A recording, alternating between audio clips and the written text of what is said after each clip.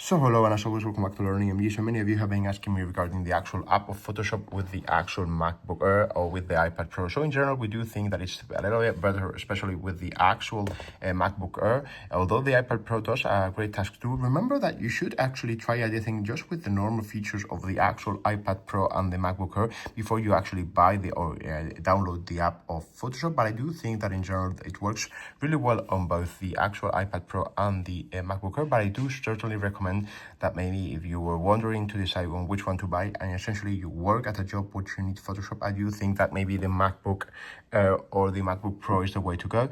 And not just because of the mouse, in general, I do think it's easier and you're more efficient, especially if you're doing it as a job, okay? But as always, if you've got any questions, just leave it down here in the comments below. Me or anyone from the Learning MG team as shortly as possible. And as always, thank you very much for watching. And if you like this video, please give it a thumbs up and subscribe to our YouTube channel because it will really help the YouTube algorithm. Thank you very much for watching.